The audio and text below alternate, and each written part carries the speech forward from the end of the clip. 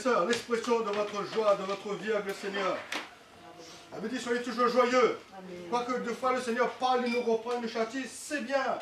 Et moi je me réjouis du châtiment du Seigneur. Parce que le Seigneur châtie ceux qu'il reconnaît pour ses enfants. Si nous n'avons pas part à la correction, nous sommes des enfants illégitimes. C'est des enfants bâtards, comme dit l'expression. Donc on n'a pas le droit. Donc il ne faut pas nous... Parce que le Seigneur nous reprend, le Seigneur nous... Des fois il y a des points de notre vie où le Seigneur met le doigt dessus et là ça nous met dans un état de découragement, d'abattement. Non, frère et soeur. Si le Seigneur nous reprend, nous parle, ben c'est parce qu'il veut que nous participions à sa sainteté, à sa vie, à sa gloire. Ce n'est pas pour nous détruire. Donc, soyons toujours joyeux. N'est-ce pas?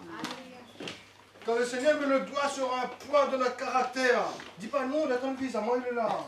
Hey, pas bon, frère et soeur, dis non, parce que ça, c'est pas l'évangile du frère jour, ça, c'est l'évangile du royaume. Amen? Et c'est normal que si tu rentres dans le royaume de Dieu, ben, tu dois te dépouiller, tu dois laisser tout ce qui est de la vie adamique, tout ce qui est de toi-même. Parce que le Seigneur a dit, si quelqu'un veut être mon disciple, qu'il renonce à lui-même, frère et soeur. Tu dois savoir, quand tu rentres dans cette dimension de vie, quand tu rentres dans la maison de Dieu, tu as ta vie, tu dois la perdre. Tu ne peux pas conserver une once de ta vie. Donc il ne faut pas dire que voilà, il touche ça, il touche ça. Dieu, lui, il ne veut rien de ce qui est de la terre, de ce qui est de l'homme adamique. Donc il faut s'attendre à ce qu'il y en a de sécateur qui va passer. Sécateur, coupe-branche, tronçonneuse. Il y en a certaines personnes, il faut de sécateur. Il y a d'autres personnes, un petit coup de scie. Il y en a certaines personnes, il faut prendre tronçonneuse. Tronçonneuse. Tu connais? Moi je travaille dans l'espace vert. Et ben c'est pas avec un petit sécateur que tu vas couper certaines branches sur certains arbres. Il faut de tronçonneuse parce que le diable a planté des choses en nous pendant des années. Il faut arracher tout ça. Il faut mettre à mort. Et quand il faut mettre tronçonneuse, on met dévitalisant. Parce que si on ne met pas de dévitalisant, la racine repousse, il redonne des rejets. Les gens croient que voilà, l'œuvre de Dieu se fait une fois après, super problème. Non, c'est tous les jours il faut mettre à mort. N'est-ce pas? Tous les jours, frères et sœurs. Et c'est comme ça qu'on va grandir. Plus qu'on se met à mort, plus qu'on renonce à nous-mêmes, plus que la vie de Dieu s'intensifie en nous. Et c'est comme ça qu'on fait l'expérience de la plénitude de Dieu. Amen? Avec le corps. N'est-ce pas? Donc, il ne faut pas se laisser décourager par quoi que ce soit, parce que Dieu nous a prédestinés pour être semblables à l'image de son Fils Jésus-Christ. Donc, tant qu'on ne sera pas ainsi, Dieu va casser le vase. Il va recommencer. Il dit, c'est pas bon, c'est pas la forme. Je recommence, je casse. Et quand Dieu casse, ça fait mal. N'est-ce pas? Donc, si nous sommes des chrétiens authentiques, nous devons nous attendre à cette discipline de Dieu, à la correction. Sinon, si on veut toujours qu'on vienne nous caresser dans le sens du poil, ben là on aura un gros problème. Parce que là on est en train de flatter les gens par intérêt. Dieu n'aime pas qu'on nous flatte les gens. Dieu aime bien qu'on dise la vérité. Dans l'amour bien sûr. Mais il faut dire la vérité, frère et soeur. Il ne faut pas dire ouais frère et soeur, pas de problème, super. Et puis dans ta vie, là on a des choses cachées là. Et là tu continues là. Et tu fais comme si on était. Non, dans l'église tout cela est dévoilé. Dans le monde, les gens ne disent pas la vérité. Pourquoi? Parce que les gens n'aiment pas entendre la vérité. Quand tu dis quelqu'un la vérité dans le monde, il va se vexer, il va être en colère contre toi. C'est vrai ou pas vrai? Ah oui? Tu vas lui dire certaines choses. Ben non, il sera en colère quand il va te voir là. Il ne voudra même plus lui dire bonjour. Tellement il sera vexé. Mais dans l'église, frères et sœurs, il ne doit pas être ainsi. Quand les frères reprennent un frère, quand une sœur parle ou quoi, que nous reprenons les uns les autres pour le Seigneur, pour la vérité de Dieu, selon les choses de Dieu, vous êtes encouragés. Frère, tu m'aimes, c'est bien. C'est un signe de l'amour, ça. Mais dans le monde, c'est des hypocrites.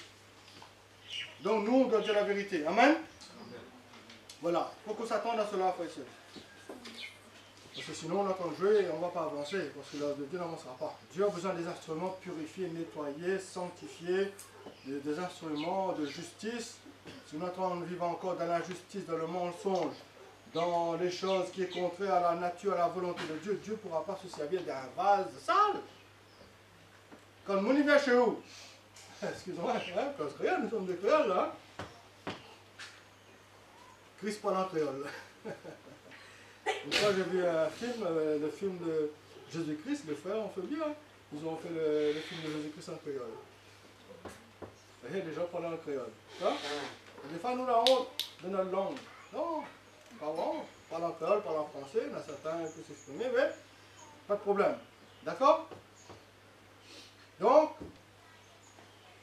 si quelqu'un vient chez vous, il vient boire et quelqu'un dit voilà, mon frère, ma soeur, est-ce que je peux avoir un verre d'eau? Hein? Ça arrive.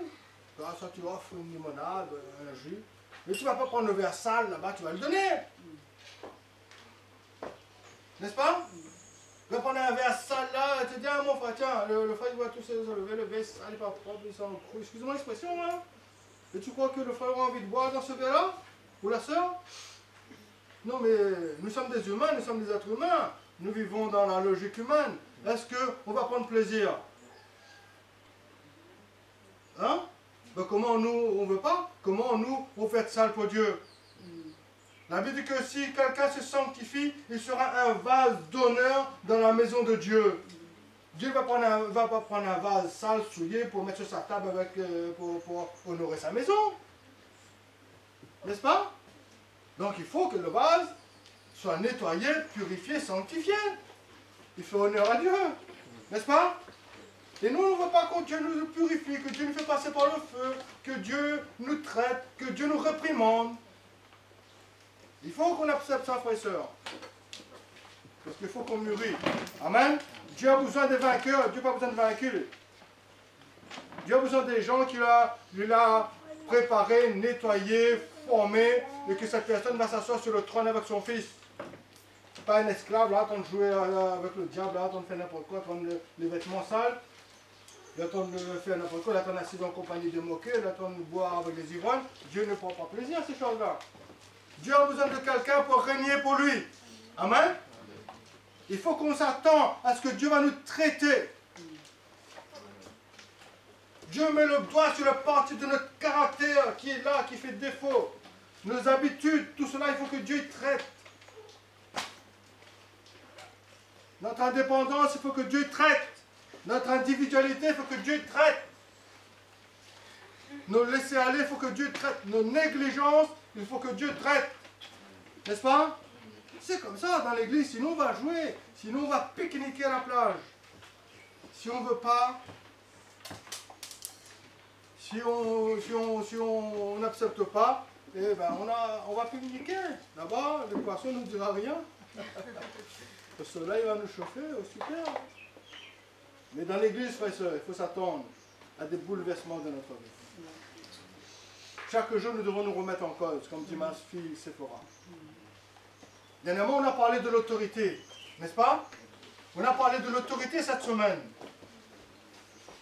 Parce que beaucoup veulent faire les choses de Dieu, mais les principes de Dieu, ils les mettent de côté. Ils croient que nous sommes sauvés, la grâce est là, et puis hop, on sert Dieu comme ça. Non, ouais ça. Dieu a des principes. Dieu a dit à Moïse, il faut mettre les chandeliers, il faut mettre le tel de parfum, il faut mettre les choses, il faut bien disposer les choses comme cela. Et quand tout est fait comme Dieu le veut, c'est là que la gloire de Dieu descend. N'est-ce pas? Mais si nous sommes dans la soumission, dans la désobéissance, dans la rébellion, il ne veut que Dieu nous bénisse, jamais. Dieu ne peut pas nous bénir. Nous sommes des gens qui méprisent l'autorité. Il y a des chrétiens qui méprisent l'autorité. La Bible dit que Jude, il parle des hommes qui injurient les gloires. Jude, il dit que quand l'archange Michel était en train de disputer le corps de Moïse avec Satan, il ne porta pas un jugement injurieux envers Satan. Il a dit que l'Éternel te réprime. Que l'Éternel te réprime. Il a du respect. Il avait du respect même pour Satan. Parce que Satan, autrefois, était dans le royaume, il était le chef des archanges. Donc il avait du respect, il ne parle pas n'importe comment. Quand on va au combat, nous sommes là pour vaincre l'ennemi, parce que Jésus a vaincu pour nous, mais il ne faut pas que nous soyons des gens hautains, vantards. Il arrive comme ça là, dans la désinvolture. Non, il faut que nous comprenions comment l'autorité fonctionne, et comment nous devons nous positionner chacun à son rang. Quand on va à la guerre, c'est le général qui donne des ordres. C'est le quartier général qui établit les plans. Et après, chacun a son rang, il reçoit l'information, chacun il fait selon sa capacité dans le corps dans lequel il est engagé. Le sergent, s'il connaît sa place, lui, le sergent sait qu'au-dessus de lui, il y a le sergent-chef. Et au-dessous de lui, il y a le caporal-chef. Et entre les deux là, c'est entre ces deux-là qu'il doit fonctionner. Et il reçoit ses ordres d'en haut et il donne ses ordres en bas. Et c'est comme ça qu'il y a l'ordre. N'est-ce pas? La Bible dit que Dieu est un Dieu d'ordre.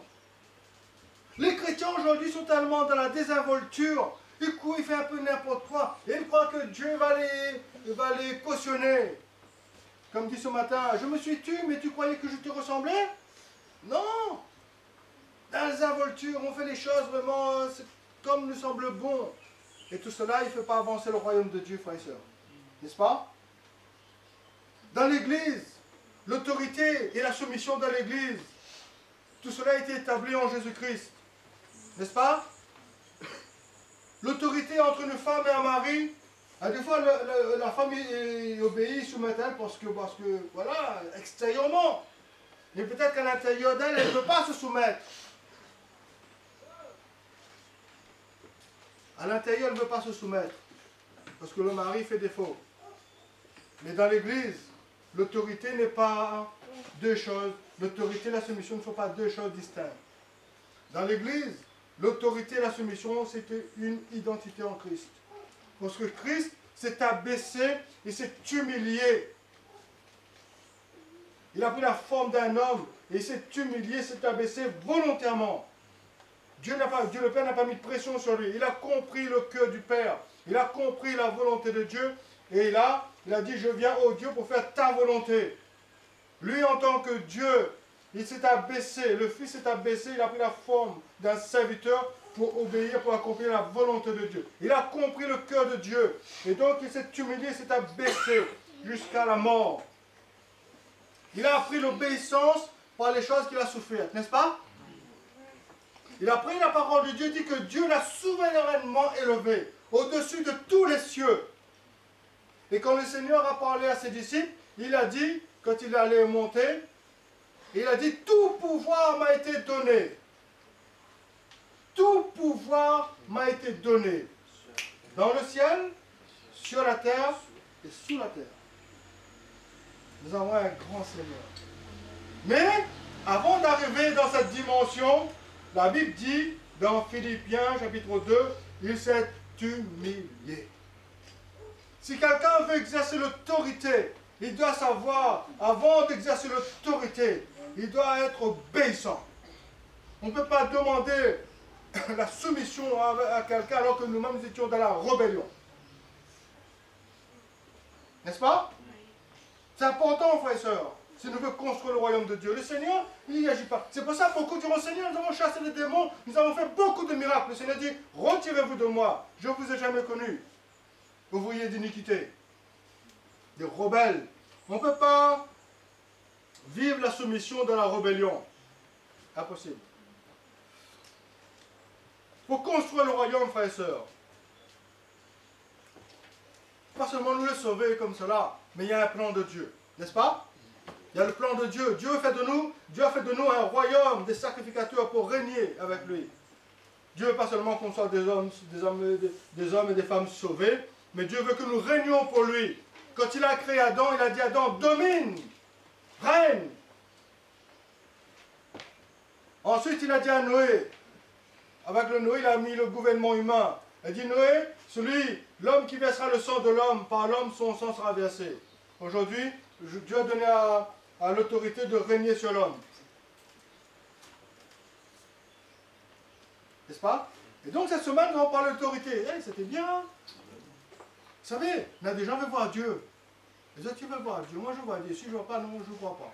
Mais Dieu, ça se voit au travers de l'autorité. Moi, je n'ai pas besoin de voir Dieu, mes yeux physiques, moi. Un jour, je le verrai. Mais aujourd'hui, son esprit habite en moi, sa vie. J'ai sa vie en moi. J'ai sa vie, sa nature en moi.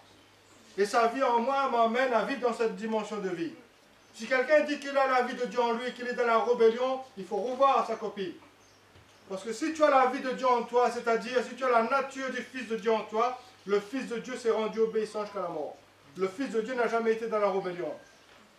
Le Fils de Dieu a obéi jusqu'à la mort. Donc tu ne peux pas dire que tu es le Fils de Dieu et démontrer quelque chose de contraire, n'est-ce pas? Tu ne peux pas dire que tu as la nature du Fils de Dieu en toi et vivre une vie dans la rébellion. Parce que Christ n'est pas un esprit de rébellion. Mais la Bible parle de l'esprit de rébellion qui agit, de la puissance, le prince de l'air qui agit dans les fils de la rébellion, Satan. Mais nous, en tant que fils de Dieu, nous devons avoir cette nature obéissante. Ce n'est plus moi qui vis, c'est Christ qui vit en moi. Donc l'autorité, nous avons parlé de l'autorité. Romains 13 indique que toute autorité a été instituée de Dieu. Et celui qui résiste à l'autorité résiste à l'ordre que Dieu établit, il attirera sur lui une condamnation. Et nous avons pris l'exemple de Nebuchadnezzar, qui était un roi païen. Dieu lui avait remis tout le gouvernement de la terre. Nous avons pris l'exemple de Pharaon. Il a été suscité par Dieu dans Romains 9. Il parle que c'est Dieu qui a suscité Pharaon pour montrer en Pharaon la puissance, la gloire de Dieu. Nous avons parlé de Cyrus, qui était loin de Dieu et qui allait accomplir toute la volonté de Dieu. Des rois qui ne faisaient pas partie directement du peuple d'Israël, mais Dieu parle de ces hommes comme de ses serviteurs, parce qu'ils représentent l'autorité qu'il a établie. N'est-ce pas? Nous avons parlé de l'autorité de la famille. La Bible dit que l'homme est le chef de la femme. Et la femme, elle doit la soumission à son mari. Mais ça c'est la parole de Dieu qui met ça en place. Le monde aujourd'hui veut détruire les principes de Dieu. Mais nous devons respecter et mettre en place, si nous voulons que le Seigneur nous approuve et que nous sommes bénis. N'est-ce pas? Nous avons parlé de la famille, nous avons parlé de l'homme et de la femme. Et ça dans Éphésiens, dans Colossiens, tout ça ce sont des principes de Dieu. Parce que nous voulons voir la gloire de Dieu, mais avant que les choses arrivent comme cela, il faut que nous vivions une vie conforme à la volonté de Dieu, à la parole de Dieu. N'est-ce pas? Sinon, nous dans la rébellion, Dieu nous bénit, et à un moment donné, il ne va plus tenir compte avec notre femme, soit avec nos enfants, soit nos maris, nous fait cavalier seul. Dieu ne veut pas. Nous avons parlé de le mari et la femme, nous avons parlé des enfants. Honore ton père et ta mère, afin que tu vives longtemps sur la terre, que tu sois heureux. Il y a beaucoup d'handicapés parce que ils ont mal agi avec leurs parents. Il n'y a plus pas de la malédiction. Parce qu'ils ont méprisé leurs parents. La Bible dit que les enfants sont rebelles à leurs parents, ingrats, irreligieux. Faites très attention, frères et sœurs. Nous croyons que nous, les chrétiens, nous permettons à nous beaucoup de choses comme cela. La Bible dit que celui qui maudira son père et sa mère est maudit. Hein, frères et sœurs? Faites très attention, moi, je connais le Seigneur, moi, pas l'accent, moi, vous ne connaissez pas, moi, je connais. Oui, les principes de Dieu restent les principes de Dieu, frères et sœurs.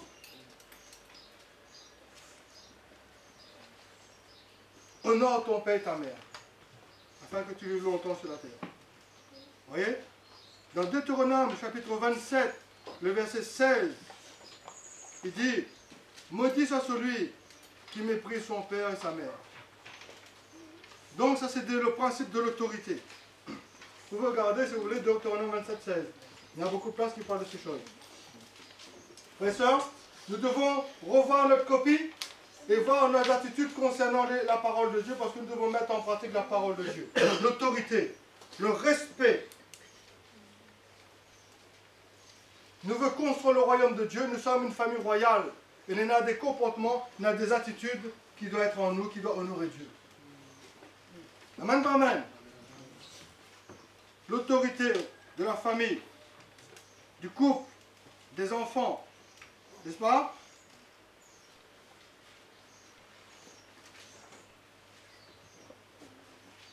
Malgré nos parents inconvertis, et si nous sommes déjà enfants convertis et que nos parents sont convertis, on doit faire très attention à nos attitudes envers eux. On doit savoir, nous, en tant que chrétiens, ce que la parole de Dieu dit concernant la famille et concernant le respect que nous devons avoir les uns pour les autres. N'est-ce pas? Il faut mettre la parole de Dieu en pratique, frères et sœurs. Il ne faut pas seulement écouter et oublier, il faut mettre en pratique. Nous avons parlé de l'autorité de la famille, ok? Des enfants, de la femme. Nous avons parlé de l'autorité dans l'église.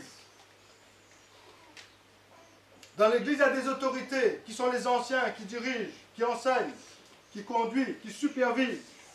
La parole de Dieu nous demande de nous soumettre les uns aux autres, d'obéir afin que ces conducteurs n'aient pas à gémir sur votre vie.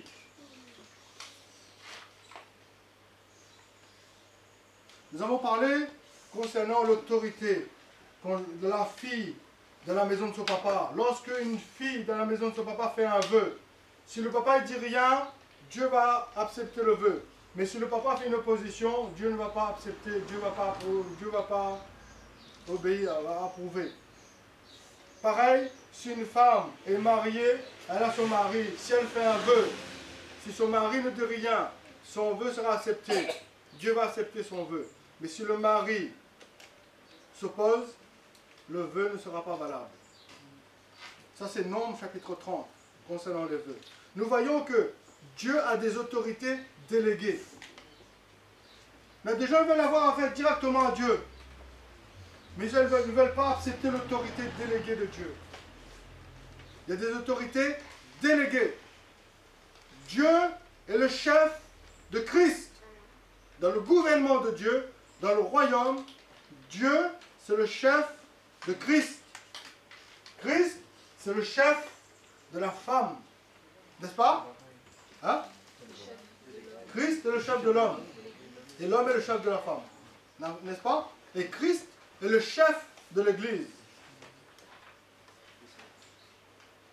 Et la Bible dit que, comme l'Église obéit, se soumet à Christ, la femme doit agir ainsi à son mari. Ça, c'est des exemples. C'est une grande révélation là-dedans. C'est pas seulement on fait les choses bêtement comme ça, mais là-dedans, il y a une grande révélation, une grande lumière là-dedans.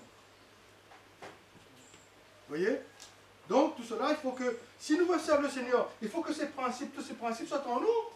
Quand le diable vient, n'oublions pas que nous avons à faire face à un royaume. La Bible dit que le diable, c'est le prince des ténèbres de ce monde. Si nous sommes affrontés à un royaume et que nous sommes dans la désobéissance, dans la soumission, nous sommes dans un état qui ne correspond pas à la volonté de Dieu, c'est sûr que l'ennemi va nous donner des coups, hein, ça va faire mal. Une fois quelqu'un a désobéi à Dieu, à quand Dieu a dit, cette ville sera mise par interdit, on va brûler tout. À quand lui, il a pris le lingot d'or, il a pris le manteau de fourrure, il a mis ça sous sa tente, il a serré. Convoitise des yeux. Il n'a pas obéi, il a désobéi. Il a désobéi à Dieu et c'est tout le peuple qui a porté les conséquences. Et quand ils sont partis, quand le peuple est parti à la guerre, et ben l'ennemi l'a gagné dessus. La gagne raclée, il a couru. Si on est dans la désobéissance à la volonté de Dieu, nous allons affronter l'ennemi, nous gagne raclée, nous va courir. Culotte dans la main, comme dit Créole. Culotte dans la main, tout nu, ensemble. Il dit, Seigneur, pourquoi? Pourtant, moi la confession, non. Moi dit au nom de Jésus, je te chasse. Mais oui, il y en a beaucoup qui disent ça. Mais le principe de Dieu, tu as bafoué. N'est-ce pas? L'autorité, frères et sœurs. L'autorité, la soumission. Ça, c'est des principes que Dieu établit. N'est-ce pas? On ne peut pas passer dessus. Dieu respecte l'autorité déléguée. Dieu, quand il établit une autorité, il ne va pas passer au-dessus pour faire plaisir à la chair, ni faire plaisir à quelques-uns. Dieu respecte. Amen? Ça, c'est des principes de Dieu, ça, frère et soeur. Amen? Nous allons continuer ce matin. Donc, là, des principes d'autorité pour le royaume, pour le gouvernement de Dieu. Pour être agréable à Dieu, pour vraiment servir le Seigneur d'une manière qui soit agréable. Ce matin, nous allons continuer concernant la parole. Parce que là aussi, on a des travaux à faire. Les attitudes, les comportements, les pensées du cœur. Tout cela doit être traité. Et Dieu veut traiter toutes ces choses. Amen? Est-ce que vous êtes d'accord que nous en parlons?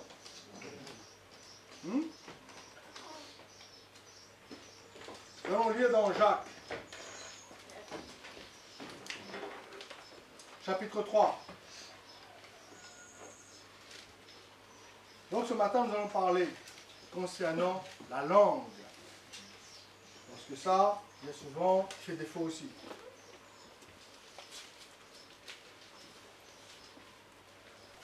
Nous allons lire dans Jacques, chapitre 3.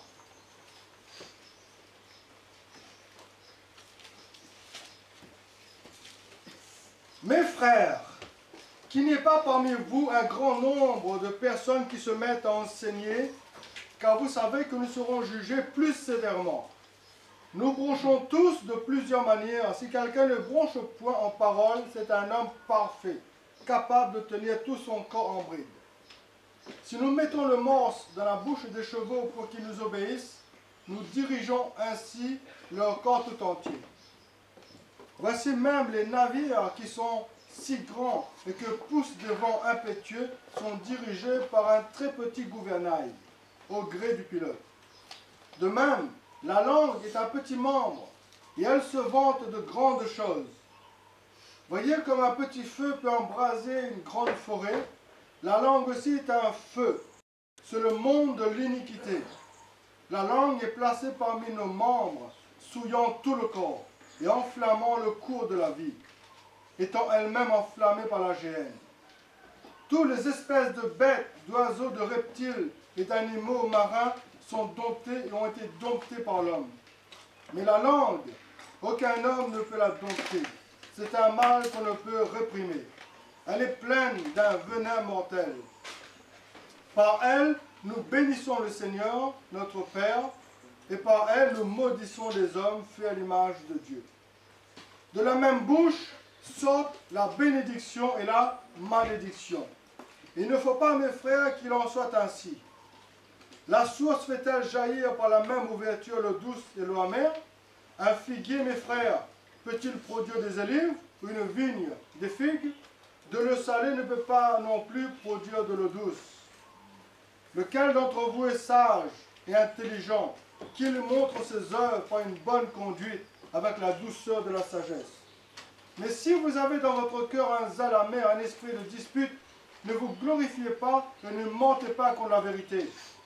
Cette sagesse n'est point celle qui vient d'en haut, mais elle est terrestre, charnelle, diabolique. Car là où il y a un zèle amer et un esprit de dispute, il y a du désordre et toute espèce de mauvaise action. La sagesse d'en haut est premièrement pure, ensuite pacifique, modérée, conciliante, pleine de miséricorde et de bons fruits, exempte de duplicité, d'hypocrisie. Le fruit de la justice est semé dans la paix par ceux qui recherchent la paix. Amen, pas amen. Frères et sœurs, nous devons prendre conscience. Parce que bien souvent, je réalise, quand les chrétiens sont en action, ils oublient la parole de Dieu. Ils se mettent facilement en colère. Ils parlent légèrement. Ils montrent leur état d'âme. Et ça prouve que là, il y a un gros problème. Je dis, parce que moi, chaque fois, quand j'agis, quand je suis dans une action, quand je fais quelque chose, il y a une vie en moi qui parle. La parole de Dieu est en moi. Et cette vie de Dieu me rappelle tous les commandements de Dieu, tous les principes de Dieu. Il fait que quand je vais agir dans telle direction, je suis bloqué à l'intérieur. Parce que je dois me soumettre à mon chef. Comme je vous ai dit, moi, je n'ai pas besoin de voir Dieu, moi. Dieu habite en moi. Sa vie me parle, il me parle en moi. N'est-ce pas? Dieu est esprit. Et mon esprit, il habite dans mon esprit, nous sommes un. Donc, quand je suis en action, il y a cette vie qui parle. La parole de Dieu parle. La parole de Dieu est esprit et vie en moi. Elle parle en moi. Et elle me dit, voilà ce que Dieu pense de cette situation. Voilà ce que le Dieu veut, comment j'agis dans telle situation. Et là, je suis bloqué. Et là, au lieu d'agir selon mes propres idées, selon mes conceptions humaines, selon mon caractère, et là, je mets le frein. Je dis non, je crucifie cette chair. Et là, je laisse la pensée de Christ dominer en moi. Je laisse les sentiments de Christ prendre le contrôle. Mais des fois, je vois des frères et des sœurs, des chrétiens, voilà, ceux qui sont de là, leur caractère, mais je dis, ben, comment ça se fait ça? Comment est-ce possible? Pourtant, la parole de Dieu nous parle. Comment ça se fait qu'on peut avoir encore des attitudes pareilles, des comportements, des situations, alors que dans l'église, c'est la paix, c'est l'amour, c'est la joie, c'est la justice, d'être en paix les uns avec les autres. Parce qu'on désobéit à la volonté de Dieu. On désobéit à la parole de Dieu. N'est-ce pas? On désobéit. La Bible dit que celui qui parle Nous allons lire quelques passages ce matin, n'est-ce pas? Amen. Proverbe chapitre 18, le verset 21. Concernant toujours cette bouche.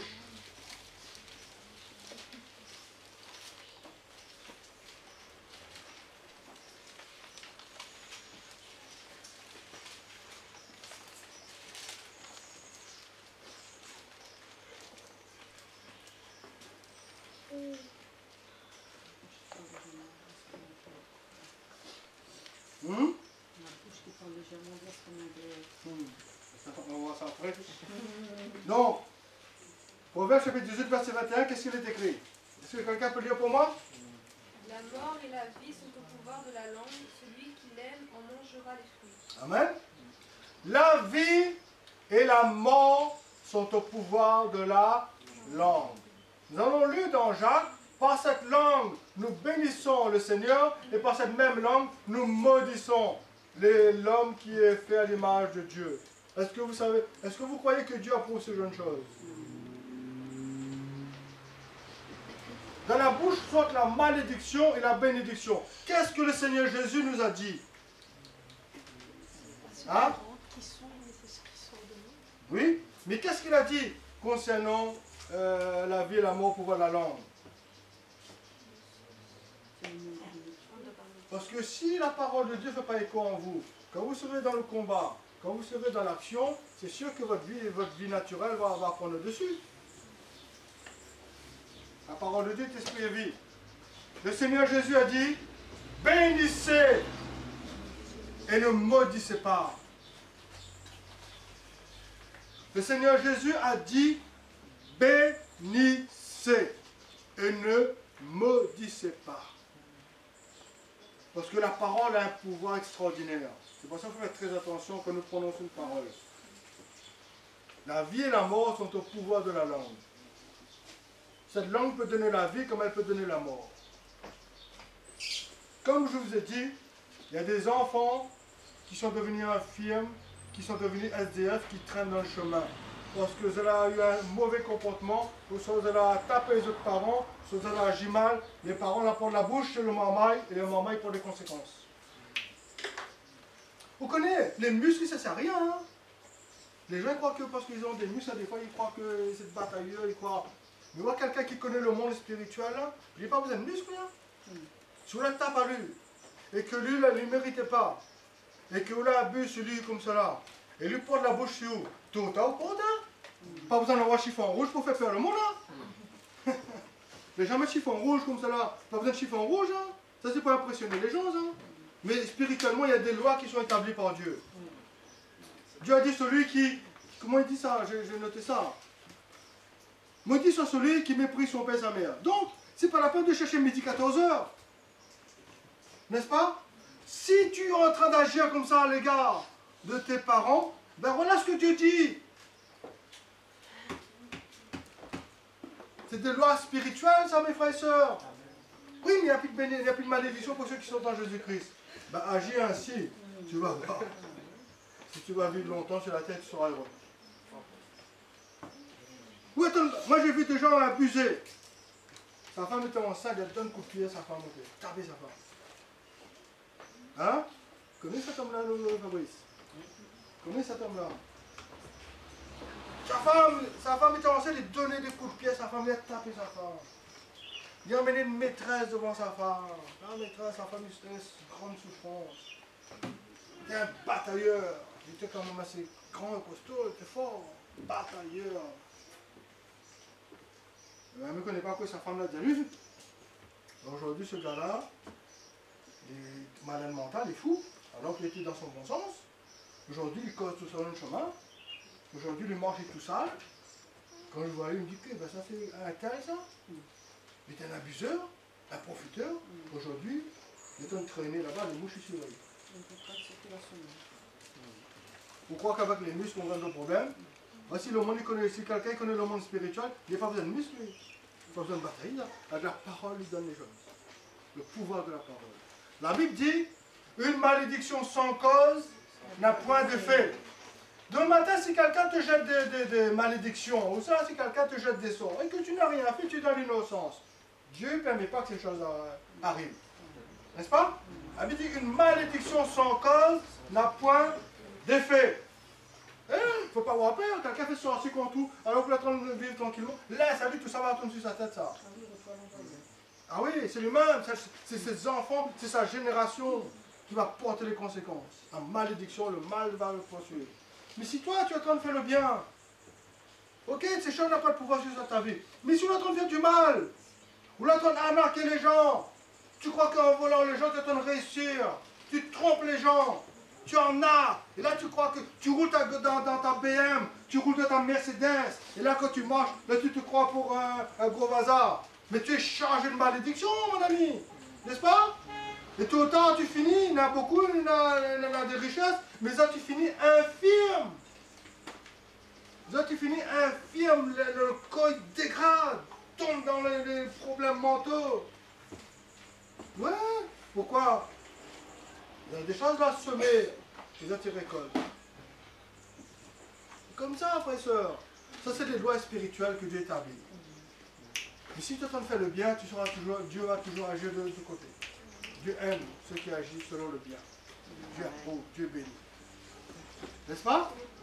C'est pour ça que nous devons faire très attention. Hein? Des fois, moi je connais, j'ai travaillé au Braco, et ça, je vous ai déjà dit ça. J'ai travaillé au Braco, il y avait deux jeunes. Deux frères. Les autres, si vous avez quelque chose dans le cours, c'est sûr que si vous étiez dans le quartier, vous étiez dans le quartier, passez par là, et rien. C'était des brises de fer. Les gens étaient vraiment embêtés avec eux. C'était des voleurs.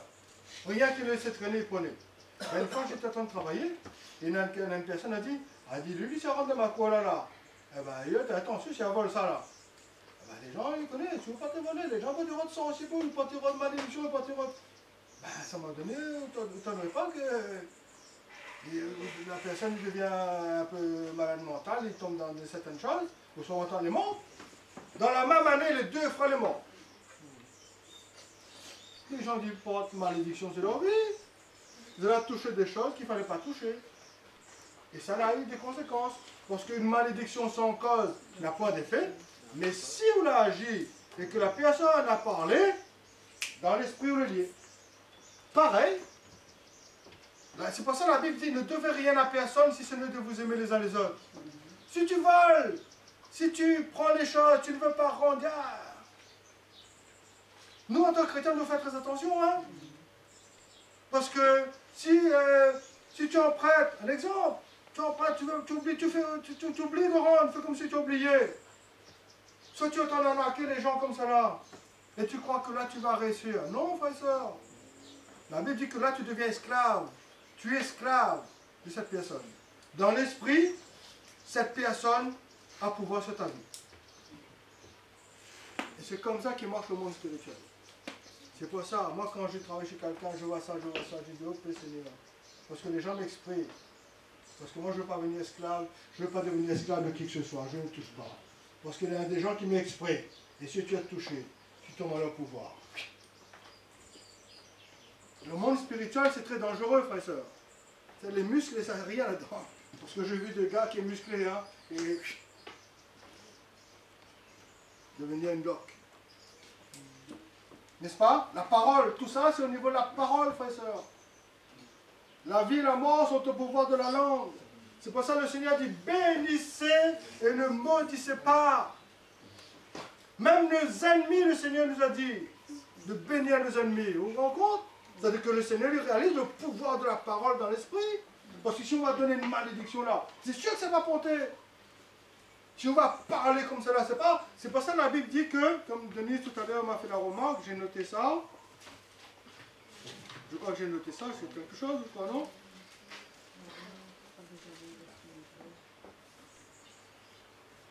Oui, ça c'est Proverbe 12, ça non?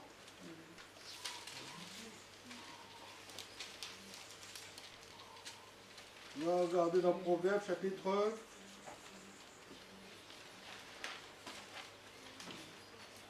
Faites très attention à ce qui sort de votre bouche, frère et soeur. Toujours des bénédictions, des paroles qui encouragent, qui communiquent la grâce.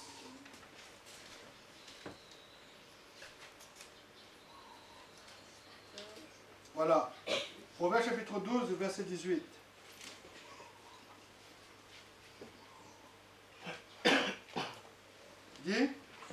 Tel qui parle légèrement blesse comme un glaive. Mais la langue des sages apporte la guérison. Ouais? Vous voyez? La langue véridique a fait ami pour toujours, mais la langue fausse ne subsiste qu'un instant. Toujours, il parle du pouvoir de la langue. Celui qui parle légèrement blesse comme un glaive. À des fois, les frères et sœurs, entre frères et sœurs, il y a tellement la légèreté. À des fois, on donne des pics, on parle d'une manière, on blesse et on tue les gens. On tue les gens avec notre langue. Là, on est en train de décourager, on est en train de tuer les gens, on est en train de l'emmener dans une situation vraiment négative. Parce que le diable, il vient, il travaille avec cette parole-là. Parce que c'était des lois spirituelles. Le Seigneur dit de bénir, de prier pour nos ennemis, de prier pour ceux qui nous maltraitent. Le Seigneur va dire de nous maudire, de donner la mauvaise parole. Il y en a certains serviteurs de Dieu, entre guillemets, parce que les gens ne sont pas contents avec eux, ou soit parce que certaines personnes dénoncent peut-être certaines choses qui n'est pas selon Dieu. Ils disent, ah ben la mort, ils parlent de mort. Ils font peur les gens comme ça.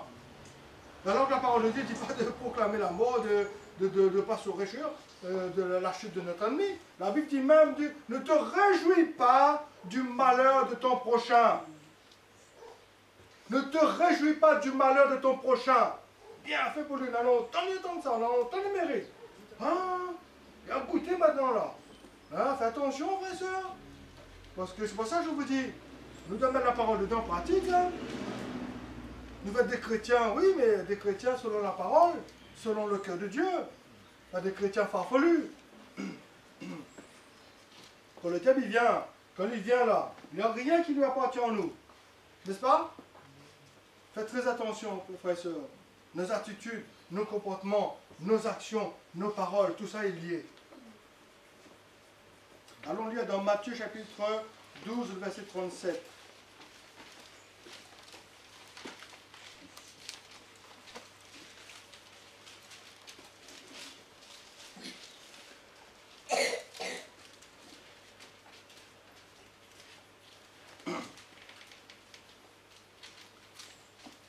On va lire à partir du verset 33, parce que c'est un contexte. Il dit, vous dites que l'arbre est bon et que son fruit est bon, vous dites que l'arbre est mauvais et que son fruit est mauvais. On connaît l'arbre par le fruit. Pardon.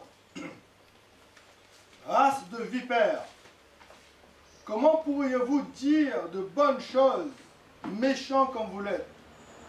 Car c'est de l'abondance du cœur que la bouche... Si ton cœur est mauvais là, la bouche sera mauvaise même.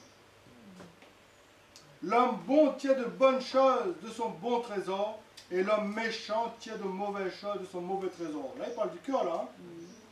Je vous le dis, au jour du jugement, les hommes rendront compte de toute parole vaine qu'ils auront proférée. Car par tes paroles tu seras justifié, et par tes paroles tu seras condamné. Dieu ne condamne personne. N'est-ce pas? Le but de Dieu, ce n'est pas de condamner l'homme. Le but de Dieu, c'est de sauver les hommes. Et la Bible dit que Dieu veut que tous les hommes soient sauvés. Ils arrivent à la connaissance de la vérité et se repentent. Le but de Dieu, ce n'est pas de condamner l'homme. Mais c'est l'homme lui-même qui se condamne. Par ses actions, par sa parole, par tout ce qui sort de sa bouche. Par tes paroles, tu seras justifié. Par tes paroles, tu seras condamné. Donc c'est pour ça qu'il faut faire très attention à nos paroles, à nos propos. Nous voulons être un chrétien selon Dieu, nous voulons être des hommes et des femmes selon Dieu, ben, tout ça il faut que les traiter. Il faut arrêter de vivre dans la légèreté, et puis voilà, nous les chrétiens, et puis on se permet de dire de faire n'importe quoi. Même de penser n'importe quoi. Non, non. Ça, le Seigneur, il ne veut pas. Donc, c'est pour ça que le Seigneur ce matin veut mettre l'emphase là-dessus, parce que l'Église ne pourra pas avancer. Sinon, on est en train de jouer. Ah oui. Dieu a mis en place les principes de l'autorité. Donc là, au commencement, Dieu a parlé concernant, hein, depuis ce que nous sommes en train de parler, il y a un cheminement. N'est-ce pas? Dieu a parlé, on a parlé du plan arrêté de Dieu. Dieu nous a fait comprendre son plan, le mystère caché de tout temps. Il a dit que ça c'était un plan arrêté. Il nous a fait connaître le mystère de sa volonté. Ok? Ensuite, nous avons parlé des dispensations de la grâce de Dieu, la loi, les prophètes, la promesse, la grâce. Nous avons parlé de tout ça. Nous avons parlé du royaume de cieux, du royaume de Dieu, des principes de Dieu. Nous avons parlé de la vie de l'esprit. Nous avons beaucoup parlé de la vie de l'esprit. Nous comprendre voilà, comment maintenant marcher selon Dieu et vivre dans la nouvelle création. Nous avons beaucoup parlé concernant les éléments de Christ. Hein? On a parlé du temple, le lieu saint, le lieu très saint, le parvis, tout ça. On a mis l'emphase là-dessus. Parce que c'était l'une des choses à venir. On a beaucoup investi là-dedans. Nous avons parlé de l'autorité. Comment? Parce qu'aujourd'hui, Dieu ne veut pas seulement nous sauver pour être sauvé, mais Dieu veut que nous gouvernons, que nous régnons pour lui. Donc, si nous voulons être quelqu'un qui veut gouverner, qui veut régner, nous devons comprendre les principes du royaume, les principes de l'autorité. Pour que nous aussi nous puissions avoir de l'autorité. N'est-ce pas? Mais là, Dieu met l'emphase aussi sur le comportement et l'attitude des chrétiens concernant la vie de Dieu, concernant que nous devons bien représenter Dieu. Le but, c'est que quand nous parlons, c'est Dieu qui parle au travers de nous. Dieu n'était pas du tout content, Dieu n'était pas du tout satisfait avec les amis de Job. Les amis de Job avaient une sagesse, ils avaient une façon de parler, ils voulaient essayer d'établir la justice de Dieu, soi-disant. Mais Dieu dit qu'ils n'ont pas bien parlé de moi. Ils n'ont pas représenté Dieu comme Dieu le voulait. Et Dieu était en colère contre les amis de Job. Et Dieu a dit à Job, prie pour tes amis. Parce qu'ils n'ont pas parlé comme il faut. N'est-ce pas? Un jour, Dieu dit à Moïse, parle au rocher, afin que l'eau puisse sortir du rocher. Moïse était en colère et il a agi selon son propre désir. Il a frappé le rocher. Alors que Dieu lui a dit, parle au rocher. Et lui, il a frappé le rocher. Et Dieu n'était pas content avec lui. Parce qu'à ce moment-là, Dieu n'était pas en colère. Donc si Dieu n'était pas en colère, Moïse ne devait pas être en colère. N'est-ce pas? Quand on agit, on doit agir comme des bons représentants de Dieu. On doit exprimer le cœur de Dieu. Pas nous, pas nos sentiments, pas nos émotions. On doit exprimer ce que Dieu est. C'est comme ça qu'il faut que... C'est pour ça qu'on doit traiter tous ces appels, tous ces parties en nous. Parce que si Dieu est en train d'agir bien avec un frère, et nous voyons que le frère est dans une situation, nous vient avec la colère, et bien nous ne sommes pas en train de représenter Dieu, nous sommes en train de faire notre propre justice. Il nous vient avec le légalisme. Et Dieu n'approuve pas. N'est-ce pas? Donc on doit agir pour représenter Dieu. Quand on parle, c'est comme si Dieu parlait au travers de nous. Ce n'est pas nous qui amènent nos opinions, nos raisonnements, notre façon de voir les choses. Notre façon de voir les choses est là. Voilà comment on doit voir les choses. Tout est écrit là-dedans. De A jusqu'à Z. De la Genèse à l'Apocalypse. Il ne doit ni retrancher, ni ajouter. Dans toutes les situations où nous devons agir, tout est écrit là-dedans pour nous. On doit se conformer à ce que Dieu dit. N'est-ce pas? Concernant la famille, concernant le couple, concernant les autorités, concernant l'Église, concernant les choses de la vie, tout est écrit là-dedans. Et ce n'est pas seulement la lettre pour nous, parce que maintenant la loi de Dieu est écrite dans notre esprit. C'est-à-dire que maintenant, nous sommes conduits par la vie de Dieu. Extraordinaire, n'est-ce pas? Donc c'est pour ça que je dis des chrétiens avec des attitudes pareilles, je dis, on a un problème. Au contraire, nous devons vraiment être des modèles. L'Église, il doit être un modèle de soumission et d'obéissance. Parce que c'est nous qui allons juger le monde. C'est nous qui allons juger les anges. Mais si nous-mêmes nous sommes dans la désobéissance, dans l'insoumission, comment nous allons faire pour juger les anges, le monde? La Bible dit que quand l'obéissance sera complète, on sera prêt à punir toute désobéissance. Avant que le jugement de Dieu arrive sur le monde, ben, il faut que déjà l'Église soit comme Dieu le veut. C'est pour ça qu'il dit que le jugement de Dieu commence par la maison de Dieu. Dieu amène l'ordre d'abord dans sa maison. Il va enlever les scandales. N'est-ce pas? Il va nettoyer, balayer, mettre de l'ordre dans sa maison. Et quand tout sera bien en ordre, Dieu va s'occuper du monde après. Le jugement de Dieu va descendre. Parce que l'église va monter. L'église sera irrépréhensible, sans tache ni rire. C'est comme ça. Et Dieu ne va pas changer. N'est-ce pas? Amen. Et nous ne devons pas essayer de jouer avec ça. Nous devons se conformer à la volonté de Dieu. C'est pour ça que Dieu a dit à Moïse, fais d'après le modèle qui t'est montré sur la montagne. Oui, Seigneur, mais si nous mettons un petit peu d'orange dans ce tapis-là, les bons, pas bon, les bons, c'est pas ça, pas grave ça. N'est-ce pas? Pas grave, qui va reconnaître ça? Mais Dieu n'était pas du tout satisfait. Quand les deux fils d'Aaron ont pris le feu et ils ont mis sur l'autel, le feu les a consumés. Parce qu'ils ont pris l'initiative d'agir par eux-mêmes.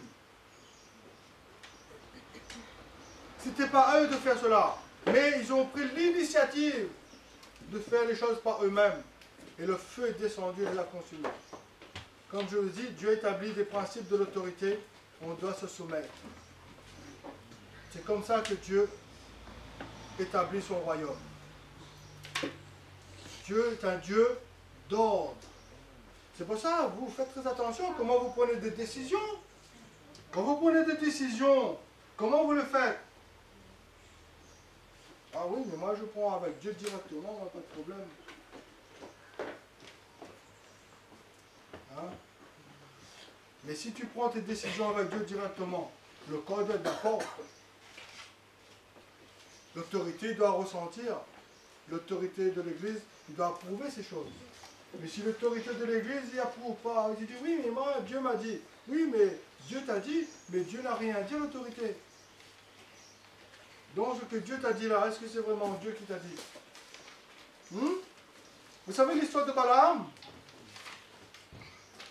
Balaam voulait partir avec, comment, Balak? Qui voulait maudire le peuple. Dieu a dit à Balaam, non. Mais lui, il a insisté. Il a insisté. N'est-ce pas? Vous connaissez l'histoire de Balaam? L'âne qui a parlé. Mais pourtant, Dieu a dit, écoute, écoute, Balaam, vas-y. Mais, il dit à Balaam, pourtant, au premier, Dieu a dit non. Mais il a insisté. Il a voulu faire que sa tête. Et Dieu l'a salué. Mais en chemin, il y avait l'âne et il y avait l'ange avec l'épée flamboyante. Qui s'il avait passé, l'ange il décapitait lui. Vous voyez? Et le prophète est furieux, il tapait là, il dit, oh, mais moi, il y a un ange. Là, il parle. Là, il voit, lui, il ne voit pas. Lui, le prophète de Dieu, celui qui voit, celui qui sait. Peut-être un prophète de Dieu, hein? Dans la désobéissance. Oui, mais Dieu m'a dit. Mais Dieu, si Dieu t'a dit, pourquoi l'ange là est là?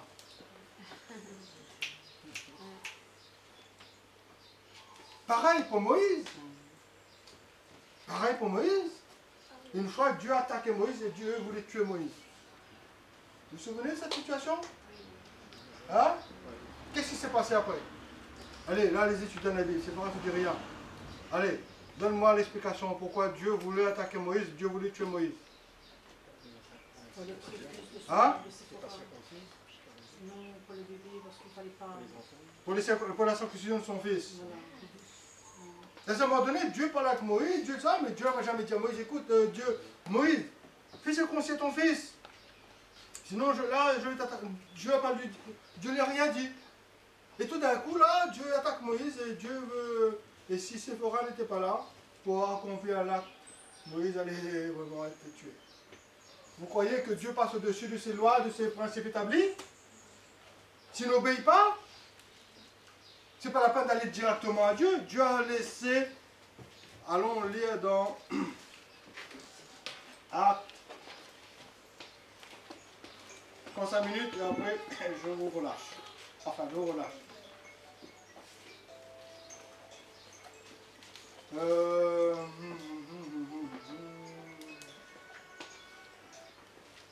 Voilà. Le Actes chapitre 1er, le verset 1er.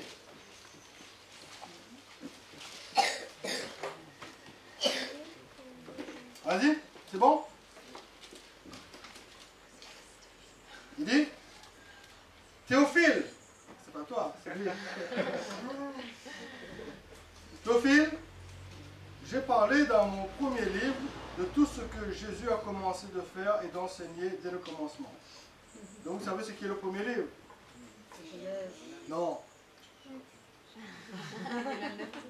Hein? Qui parle là? Qui a écrit les actes des apôtres? Hein?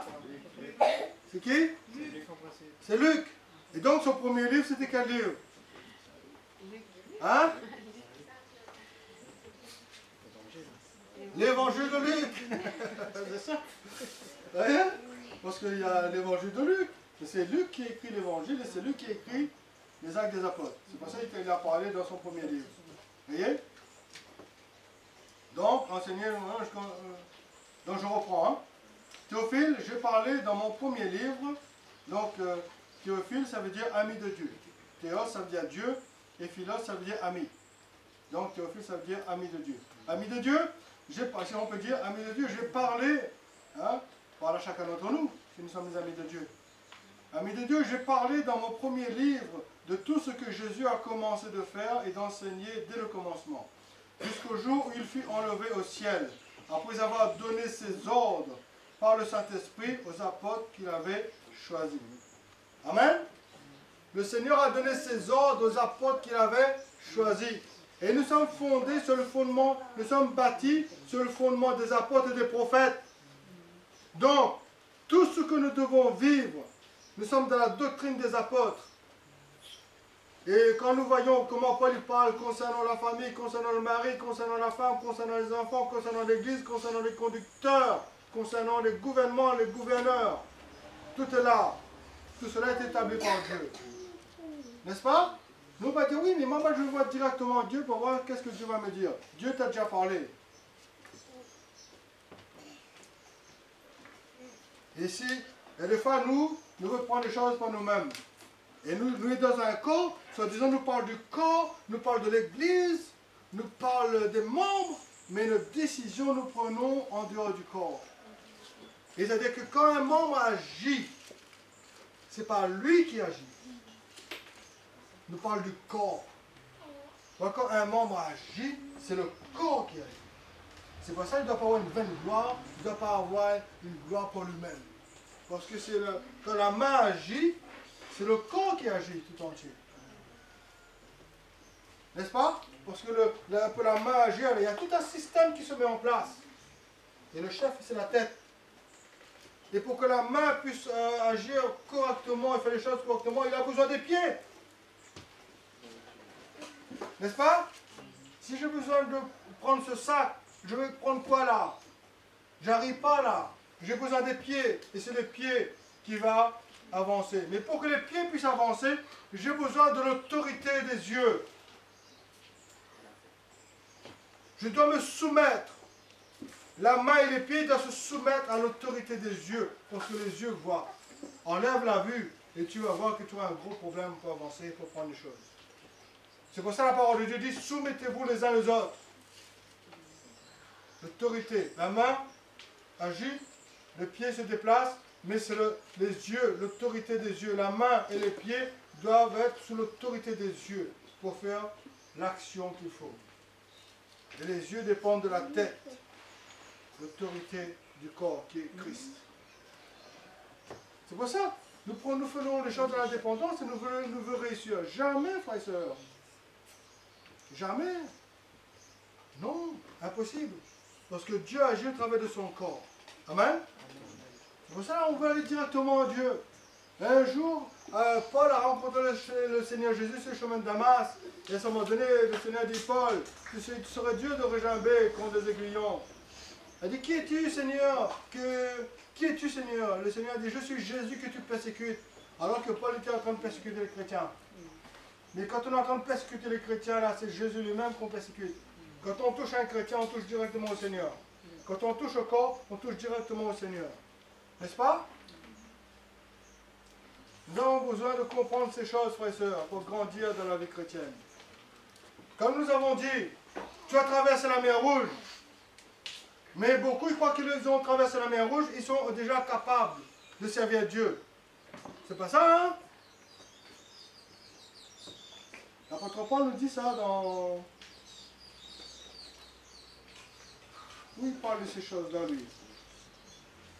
Ah non, c'est Jude. Allons lire Jude pour voir qu'est-ce qui se passe dans la mer Rouge. Je termine avec cela, frère et sœur. Je vais laisser la place à mon compatriote.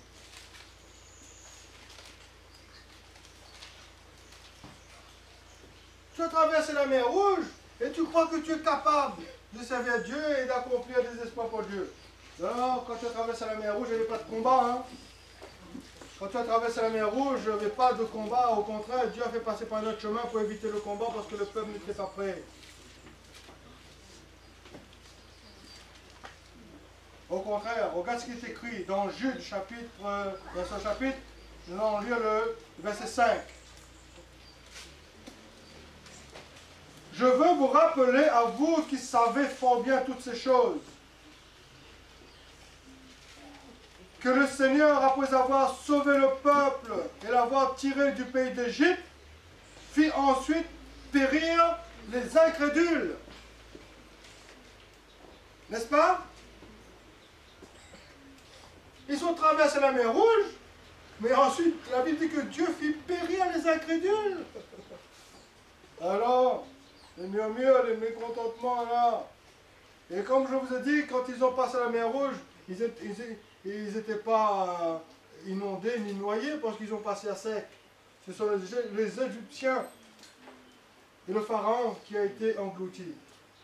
On passe la mer Rouge, Dieu enlève le pouvoir du monde, le pouvoir de Satan sur nos vies. Et après, il traite dans le désert. Il traite des attitudes. Et c'est là que nous voyons dans le désert. Murmure. Hein? Rébellion, insoumission, désobéissance. Et Dieu a fait périr tous ces gens-là dans le désert.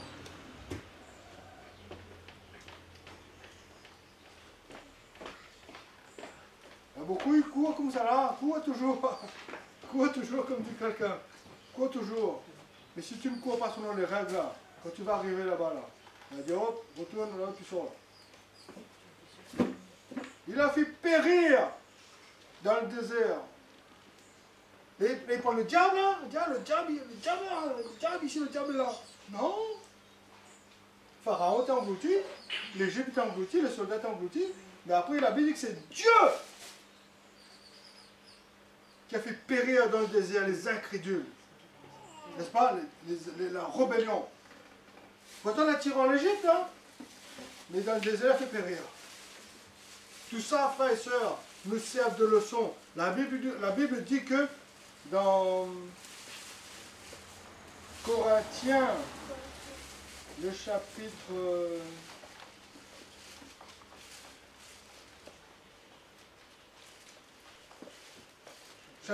10,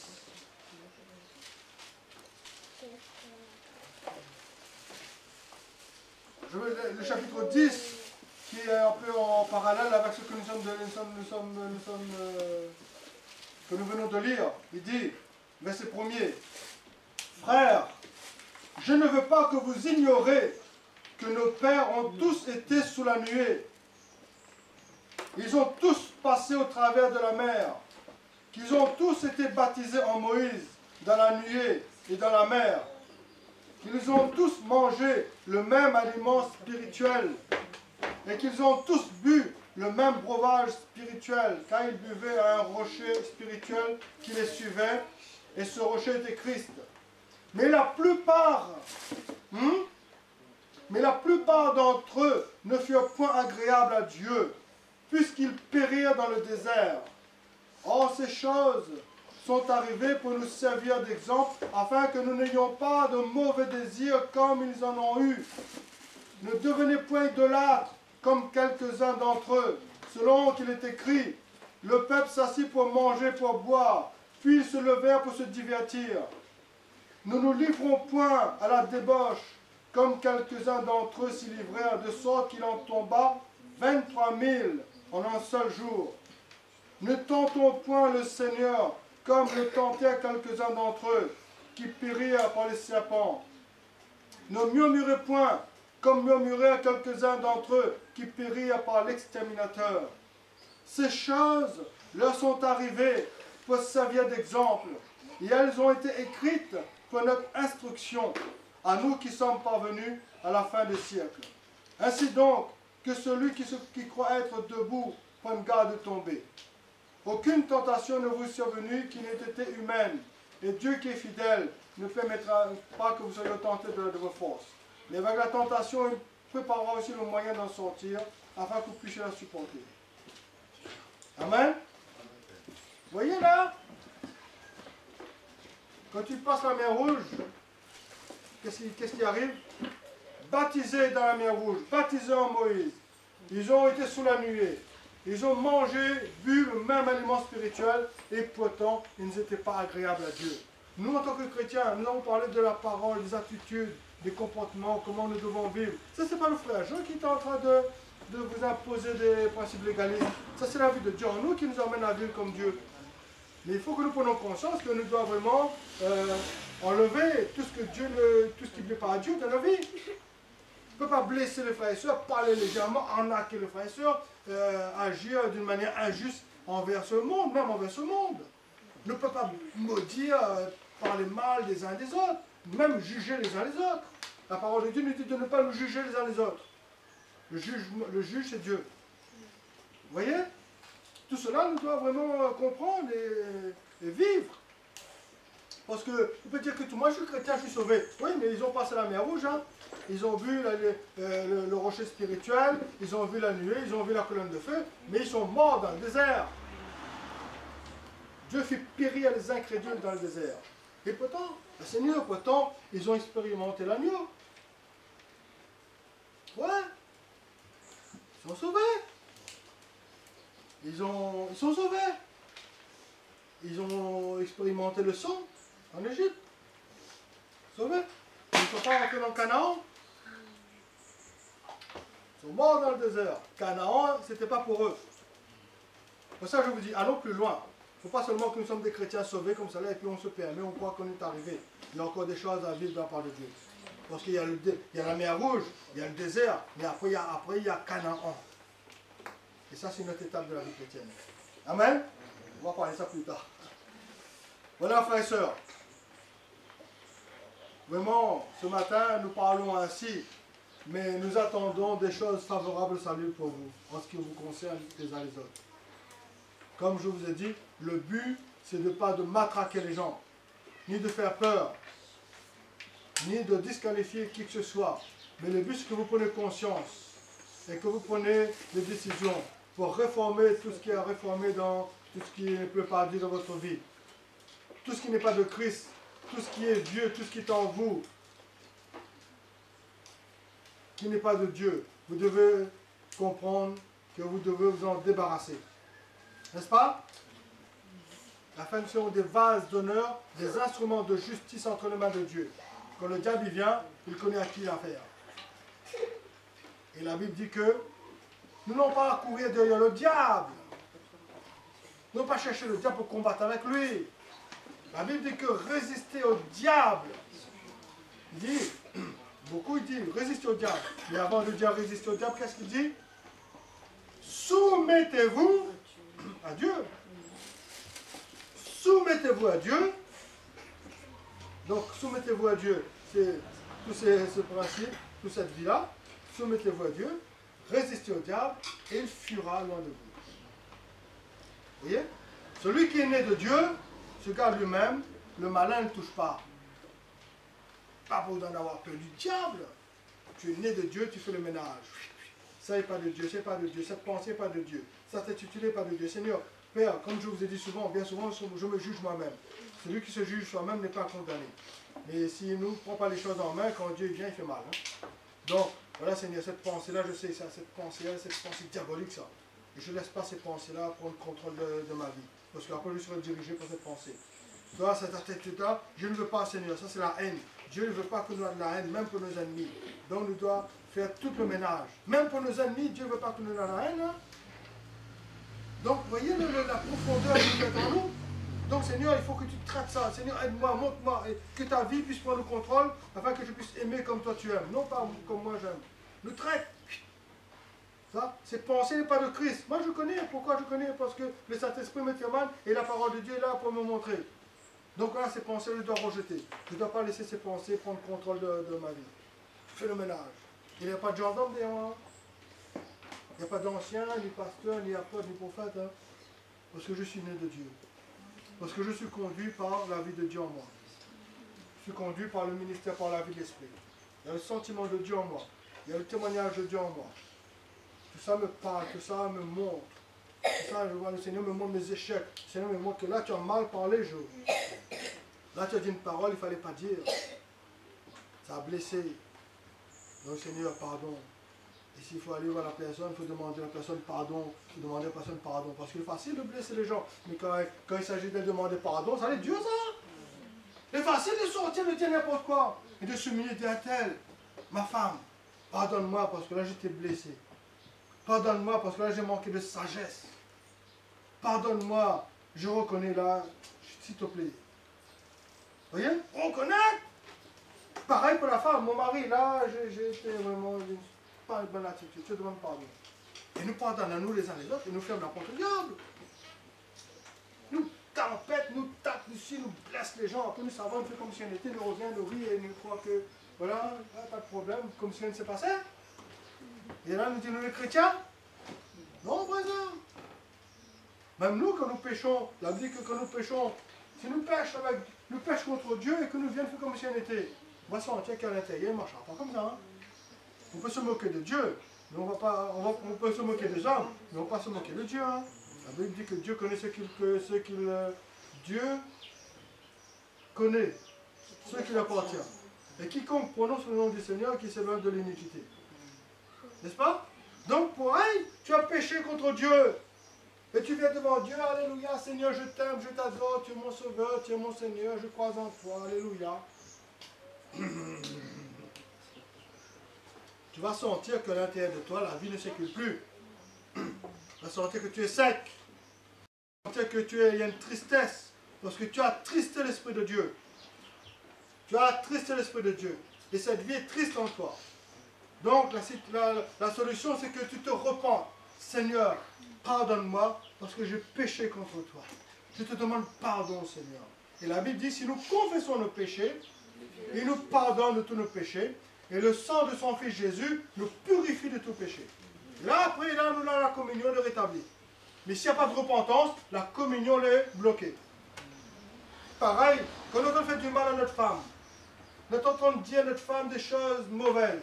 Ça arrive un petit coup de colère, ça arrive une attitude, bon, c'est pardon. Vous comprenez?